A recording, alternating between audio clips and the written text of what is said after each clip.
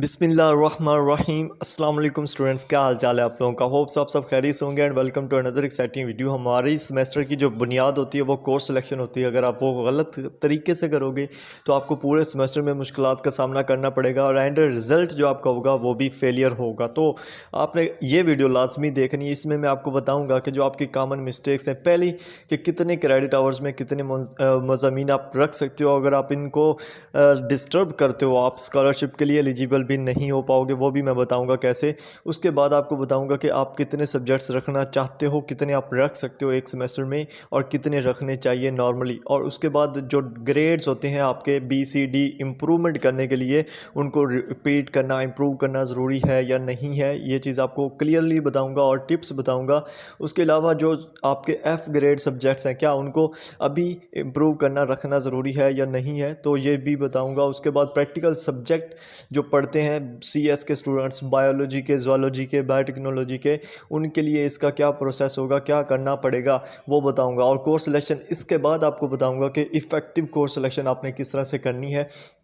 तो आपने वीडियो को मिस नहीं करना। और अगर तुम लोग नए हो तो सब्सक्राइब करो, वो जो लाल वाला बटन है उस पर फूट फेंक के मारो या फिर मोमबत्ती, मुझे नहीं पता, बस क्लिक हो जाना चाहिए। हम चलते हैं फर्स्ट ऑफ ऑल अपने LMS पर आए और यहाँ पे आके नोटिस बोर्ड में आए। नोटिस बोर्ड में आपको यहाँ पे एक अनाउंसमेंट मिलेगी और मैं आपको एक चीज़ क्लियरली बता देता हूँ। हमारी कोर्स सिलेक्शन की जो डेट है, आपने कोर्स सिलेक्शन लाजमी करनी है। फर्स्ट सेमेस्टर के अलावा जितने भी स्टूडेंट्स ये वीडियो देख रहे हैं, आपने कोर्स सिलेक्शन लाजमी करनी है। अगर आप कोर्स सिलेक्शन नहीं करोगे आपको इनएक्टिव स्टूडेंट माना जाएगा और आपका सेमेस्टर जो है ना वो फ्रीज़ कर दिया जाएगा। यहाँ पे ये चीज़ क्लियरली लिख दी गई है, ठीक है।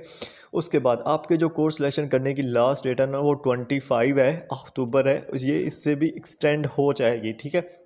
लेकिन तब तक आपने कर लेना है ताकि कोई भी आपकी एक्टिविटी जो है ना वो रह ना जाए, ठीक है। उसके बाद आपको कोर्स वर्कलोड का बताऊंगा, यानी कि क्रेडिट आवर्स क्या होते हैं और उनको कैसे करना है। बेसिकली क्रेडिट आवर्स होते हैं, एक सब्जेक्ट के 3 होते हैं, किसी के 2 होते हैं, किसी के 4 होते हैं अगर वो प्रैक्टिकल वाला है ज़ूलॉजी और बायोटेक्नोलॉजी के स्टूडेंट्स में, ठीक है। और क्रेडिट आवर्स का मतलब होता है कि एक जो सब्जेक्ट है उसका एक वीक में कितने लेक्चर आ रहे हैं। अगर तो एक सब्जेक्ट के एक वीक में 3 लेक्चर आते हैं आपके LMS पर, तो उसका मतलब है कि उसके 3 क्रेडिट आवर्स हैं। अगर 2 आते हैं तो उसका मतलब है कि उसके क्रेडिट आवर्स 2 हैं, ठीक है। उसके बाद आपको जो आपकी सेमेस्टर वाइज स्टडी स्कीम है उसको फॉलो करना पड़ता है, नहीं तो आप स्कॉलरशिप के लिए एलिजिबल नहीं होते। तो इसमें मैं आपको बताऊंगा मेन इसमें मसला है क्रेडिट आवर्स का, और स्टडी स्कीम का कोई इसमें मसला नहीं होता। मेन मसला होता है वर्कलोड या क्रेडिट आवर्स का होता है, तो वो आपको सही से बताऊंगा किस तरह से आपने करना है। उसके बाद प्री रिक्विसाइट रूल है, ये CS वालों स्टूडेंट्स के लिए होता है कि पहले ये सब्जेक्ट पढ़ोगे देन आप इसके लिए एलिजिबल है, उसको आप पढ़ सकते हो, ठीक है। बस ये ठीक है, इतना आपको बता के उसके बाद मैं आपको दिखा देता हूँ हमारी जो स्टडी स्कीम है, ठीक है। स्टडी स्कीम में आपको दिखाता हूँ कुछ आपके वहाँ से, यहाँ से ये स्टडी स्कीम है और यहाँ से आप इसको कर सकते हो। कोई भी आपका प्रोग्राम है आप यहाँ पे आए, यहाँ पे आपका एक जो क्वेश्चन है कि आप कितने मज़ामीन रख सकते हो, तो वो आपका यहाँ पे क्लियर हो जाएगा, ठीक है। जो ज़ूलॉजी वाले स्टूडेंट्स हैं या बायोटेक्नोलॉजी वाले हैं वो अपनी ईजीनेस के लिए क्या करते हैं कि प्रैक्टिकल सब्जेक्ट्स को एक सेमेस्टर में रख लेते हैं और नॉन प्रैक्टिकल को दूसरे में, ठीक है। तो अगर आप CS के स्टूडेंट्स हैं तो आपने करना क्या है, यहाँ पे मेरे पास CS का है, मैं वो ओपन करके आपको दिखा देता हूँ, ठीक है। यहाँ पे स्टडी स्कीम में आई, ये CS की स्टडी स्कीम मैंने ओपन की है। अब यहाँ पे आप देखें आपको जो पहले सेमेस्टर में सब्जेक्ट्स शो हो रहे हैं ना, ये वाले, ठीक है। तो आपने ऐसे ही रखते जाना है, ठीक है। जैसे जैसे आपको शो हो रहे हैं कि पहले सेमेस्टर में आप ये रखो, दूसरे में आप ये रखो, जैसे दूसरे सेमेस्टर में उन्होंने बोला है कि ये रखो, तो इसी तरह आपने अपनी स्टडी स्कीम को फॉलो करना है। ये CS के स्टूडेंट्स जिनमें इंग्लिश वाले भी आए थे, BSIT वाले भी, BSCS वाले भी, जितने भी हैं, ADP वाले जितने हैं, वो अपनी इस स्टडी स्कीम को फॉलो करें और जितने जितने एक एक सेमेस्टर में सब्जेक्ट्स उनके दिए गए हैं बस वो रखें, कोई एक्स्ट्रा नहीं। अब उसमें मसला ये आ जाता है कि कुछ सब्जेक्ट्स जैसे कि उनके F ग्रेड होते हैं, लाइक मैं इसकी कोर्स सिलेक्शन में जाता हूँ, ठीक है। आपको इसकी कोर्स सिलेक्शन से दिखाता हूँ कैसे, ठीक है। कुछ स्टूडेंट्स का क्या होता है कि उनके F ग्रेड्स आ जाते हैं और कुछ लोग चाहते हैं कि इम्प्रूवमेंट करना चाहें। पहले मैं आपको एक चीज़ क्लियर कर देता हूँ, ठीक है। आपके यहाँ पे रिपीटेबल कोर्सेज शो हो रहे होंगे जिन लोगों के ग्रेड्स कम आए हैं, ठीक है। पहले डी ग्रेड होता था, अब बी और सी, बी नेगेटिव और सी ये ग्रेड्स भी रिपीटेबल कोर्सेज़ में उन्होंने कर दिया है। अब ये कोर्सेज़ पास हैं, लेकिन इनको इम्प्रूवमेंट किया जा सकता है अगर आप करना चाहते हो तो मैं जो मेरी पर्सनल एक्सपीरियंस है मेरा, उसके मुताबिक मैं आपको एक ही एडवाइस दूंगा कि आपने कोर्सेज़ रिपीट या इम्प्रूव नहीं करने, ठीक है। और वो तब नहीं करने जब आपका सेमेस्टर दूसरा तीसरा है और आप पीछे आपके सेमेस्टर जो है ना वो 4-5 पढ़े हैं, तो आपने बिल्कुल भी रिपीट नहीं करने, ठीक है। मैं नहीं इस हक़ में कि आप इसको रिपीट करो। और उसके अलावा अगर आपका ये है कि एंड वाला सेमेस्टर है और सब्जेक्ट्स आपके पास थोड़े हैं, तो आप फिर इसको 1-2 ले लो और सब्जेक्ट्स पूरे करके अपना इसको रिपीट करें और एक्स्ट्रा सेमेस्टर भी नहीं लगेगा और आपकी सीजीपी इंप्रूव हो जाएगी। और अगर आपकी सीजीपी बिल्कुल थोड़ी है, 2 पॉइंट से कम है, ताकि आपको सिर्फ डिग्री चाहिए, एडीपी वाले जैसे डिफरेंट डिप्लोमे वाले हैं, तो वो क्या करें, वो इम्प्रूवमेंट कर सकते हैं अगर करना चाहते हैं तो, ठीक है। लेकिन जो रेगुलर स्टूडेंट्स हैं जिनके 4-4 5-5 सेमेस्टर पढ़े हैं, वो कभी भी रिपीट ना करें, ठीक है। उसका मकसद पता है सिंपल क्या है कि आप जो इन पर आपने अपनी मेहनत लगानी है, वो जो न्यू हैं कोर्सेज़ उन पर लगाएं। एक तो वो कोर्सेज़ भी हो जाएंगे और सीजीपी भी आपकी इम्प्रूव हो जाएगी, ठीक है। उसके अलावा जो आपके फेलियर सब्जेक्ट्स होते हैं, ठीक है, फेलियर सब्जेक्ट्स, ये एडवाइस है मेरी कि इनको आपने लाजमी रखना है, अभी रखना है इसी सेमेस्टर में, ठीक है। क्यों रखना है? क्योंकि अभी आपने पिछली सेमेस्टर में इनको पढ़ा है, आपको इनके बारे में आइडिया है, आपको काफ़ी चीज़ें इनकी आती हैं। एक दफ़ा 2 दफ़ा रिपीट करने से मज़ीद आपको इसमें अच्छे मार्क्स ले सकते हो। तो फेलियर कोर्सेज़ को कोशिश करें कि इसी सब्जेक्ट्स इसी सेमेस्टर में रखें, ठीक है।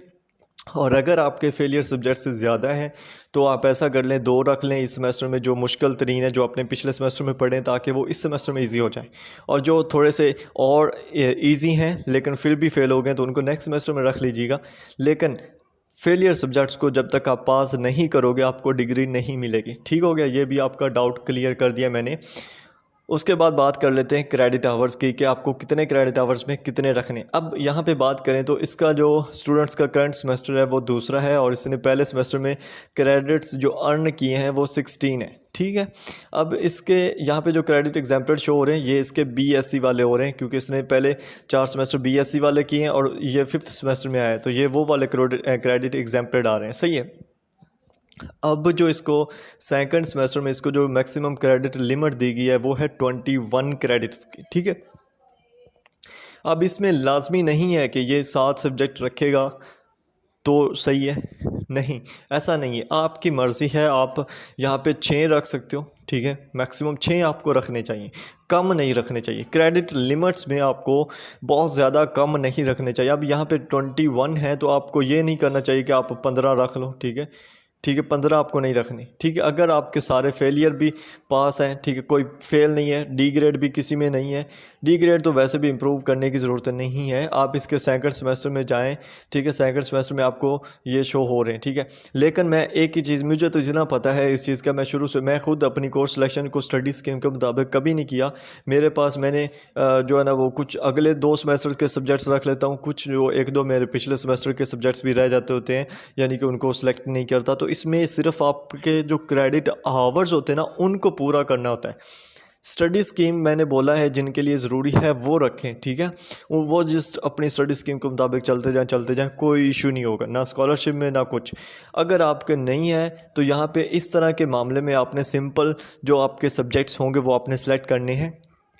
इसमें आप 7 सब्जेक्ट सेलेक्ट कर सकते हो, और इसमें आप 6 सब्जेक्ट्स भी सिलेक्ट कर सकते हो, जिसमें आपके जो है ना वो ये प्रैक्टिकल वाले सब्जेक्ट्स जो होते हैं उनका 1 क्रेडिट आवर्स होता है, वो भी सिलेक्ट हो जाएंगे, ठीक है। समझ आ रही है आपको, ठीक है। अब एक चीज़ और, प्री रिक्विसाइट जो हमारे पास कोर्सेज़ होते हैं उनका क्या करना है। प्री रिक्विसाइट कोर्सेज़ ये देख लें, यहाँ पे उन्होंने बोला है कि CS 304 को आप तभी पढ़ सकते हो जब आपने CS 201 पढ़ी होगी, वो पढ़ी हुई पास हुई, देन आप इसको रख सकते हो। इसी तरह इसमें भी उन्होंने यही बोला हुआ, ठीक है। इसी तरह नीचे देखें तो यहाँ पे भी उन्होंने, इसमें भी यही बोला है और नीचे भी उन्होंने यही बोला है, ठीक है। तो ये जो प्री रिक्विसाइट सब्जेक्ट्स होते हैं इनको आपने रखना लाजमी होता है। अब मैं आपको यहाँ पे इसके कोर्स सिलेक्शन करके दिखा देता हूँ। इसके फेलियर सब्जेक्ट्स जो है ना वो मैं सबसे पहले रखूँगा। अच्छा, यहाँ पे एक सबसे बड़ा फेलियर सब्जेक्ट्स जिनको ज़्यादातर उसी में सप्ली आ जाती है और उनकी फिर कोर्स सिलेक्शन लगना, स्कॉलरशिप लगना भी मुश्किल होती है, वो है VU 001। ये व्यू 001 का जो सब्जेक्ट है इसमें जस्ट 12 लेक्चर हैं, उनको कंप्लीट देखना है। 12वां जो लेक्चर है उसको भी कंप्लीट देखना है, आगे उसके क्विज़ होंगे उनको भी कंप्लीट करना है और फिर हर चीज़ उसकी कंप्लीट करके डन करना है, ठीक है। तब आपका ये पास होगा, ठीक है। कुछ स्टूडेंट्स क्या करते हैं 12वां लेक्चर देखते हैं लेकिन उसके क्विज़ नहीं करते, वो रह जाता है, फेल हो जाता है। तो ये भी आपने नहीं करना। अब इसके यहाँ पे देखें तो मैंने ये सिलेक्ट किए हैं 3 सब्जेक्ट और इसके यहाँ पे क्रेडिट आवर्स थे और ये हो गए हैं 4 इसके credit hour, sorry 5 credit hours होंगे इनकी वजह से। अब आगे आए तो आगे यहाँ पे उन्होंने बोला जी जनाब आप CS201 रखोगे तो आपको जो है ना वो मिलेगा, नहीं तो नहीं। तो यहाँ पे जो मेरे पास हैं मैं वो रख लेता हूँ, ठीक है। 3 3 9 और 5 ऊपर मैंने रख लिए 14 और यहाँ से ये तकरीबन 18 हो गए। तो 18 बहुत है, ठीक है, 18 इसके बहुत हैं। ये प्रैक्टिकल सब्जेक्ट्स भी हैं तो और ये इजीली इनको कर भी सकेगा, ठीक है। अब मैंने इसके रखे, उसके बाद आपने करना क्या है, नीचे आना है। यहाँ पे आपको कोर्स सिलेक्शन में आइडिया हो जाएगा, यहाँ पे सेव सिलेक्शन का ऑप्शन है, ठीक है। नीचे आना है, यहाँ पर लिखा है सेव सिलेक्शन, ठीक है। इस पर आप क्लिक करें, आपकी जो सिलेक्शन होगी, जो कोर्स सिलेक्शन होगी वो एक दफ़ा डन हो जाएगी। मेन अभी आगे का काम है, ठीक है। आपने यहाँ पर आके क्या करना है, यहाँ पर लिखा हुआ है लोड सिलेक्टेड कोर्सेज, तो इस पर आप क्लिक करोगे तो जो आपने सेलेक्ट किए हैं कोर्सेज वो आपके LMS के ऊपर लोड हो जाएंगे, ठीक है। यहाँ से आप क्लिक करोगे तो यहाँ से आपके जो LMS पर हैं वो लोड हो जाएंगे। अब एक चीज़ मैं आपको बता देता हूँ, बहुत सारे स्टूडेंट्स ऐसे होंगे जिनके लोड नहीं भी हो सकते, शायद ना हो लोड, ठीक है। लेकिन अभी इस स्टूडेंट्स के जितने भी थे आई थिंक वो लोड हो चुके हैं, ठीक है, और नहीं हुए, बल्कि नहीं हुए, ठीक है। आपने दोबारा क्या करना है, कोर्स सिलेक्शन में आना है, ठीक है। कोर्स सिलेक्शन में आना है, वहीं पे नीचे जाना है और अपडेट कोर्स सिलेक्शन का एक ऑप्शन था, ठीक है, आपने शायद नहीं देखा नीचे, ठीक है। यहीं पे सेव सिलेक्शन अगेन करनी है एंड यहाँ पे आपको नज़र आएगा अपडेट कोर्स सिलेक्शन का, ठीक है। इस पर आपने अगेन क्लिक हेयर कर देना, ठीक है। अब आपकी कोर्स सिलेक्शन अपडेट होगी और आपने होम पर आना है और चेक करना है कि आपके कोर्सेज अपडेट हुए या नहीं हुए। अगर नहीं हुए, ठीक है, अगर ये नहीं हुए बिल्कुल भी, आपने क्या करना है, सिंपल लॉग आउट करना है, लॉग इन करना है, आपके वो कोर्सेज शो हो रहे होंगे। उसके बाद जो सबसे बड़ा मसला आता है, यहाँ पे जो कोर्सेज होते हैं वो मध्यम से नज़र आ रहे होते हैं और क्लिकेबल नहीं होते। लाइक जैसे इस पर मैं क्लिक करूँ तो ये क्लिक हो जाता है लेकिन वो उन पर क्लिक नहीं होता, तो स्टूडेंट रोला डाल देते हैं कि इस पर क्लिक नहीं हो रहा, ये मेरे शो नहीं हो रहे। तो भाई अभी क्लासेस स्टार्ट हुई है, 16 तारीख को क्लासेस स्टार्ट होंगी। जब LMS पर टीचर लेक्चर अपलोड करेगा तब ही वो क्लिकेबल होगा, तब ही आप उसको एक्सेस कर सकोगे, अदरवाइज़ वो यहाँ पे आपको मध्यम सा नज़र आएगा कि जैसे इसमें कोई जान है ही नहीं, ठीक है। तो ये आपकी कोर्स सिलेक्शन डन हुई। एक चीज़ जो प्रोजेक्ट वाले स्टूडेंट्स हैं या जो ज़ूलॉजी वाले स्टूडेंट्स हैं उनको मैं बता देता हूँ, ठीक है। आप ज़ूलॉजी वाले स्टूडेंट्स को मैं एक चीज़ बता देता हूँ, क्लियरली बता देता हूँ कि जो कोर्स सिलेक्शन आप कर रहे हो उसमें स्टडी स्कीम का कोई मसला नहीं है, ठीक है। आपके क्रेडिट हावर्स पूरे होने चाहिए, स्टडी स्कीम को गोली मारो, ठीक है, स्टडी स्कीम को छोड़ो। आपने जस्ट क्या करना है कि आपके जो वो क्रेडिट हावर्स हैं उनको पूरा करना है आपने। और उसके अलावा जो स्टूडेंट्स हैं 7 और 8 सेमेस्टर को, उनको काफ़ी ज़्यादा इश्यूज़ आ रहे हैं प्रोजेक्ट से रिलेटेड, बुक से रिलेटेड, उनकी शो नहीं हो रही, और किसी भी और स्टूडेंट्स को कोई भी कोर्स सिलेक्शन से रिलेटेड इशू है तो अपने LMS वाले ये जो अनाउंसमेंट है इसमें आएँ, और इसमें आने के बाद यहाँ पे आपको कोर्सेज से रिलेटेड कोई भी जो भी आपका कोर्स होगा उससे रिलेटेड यहाँ पे ईमेल्स दी गई हैं कि MS प्रोग्राम में ये है, BS प्रोग्राम में ये है, ईमेल टिकटिंग सिस्टम आपको दिया गया, ठीक है।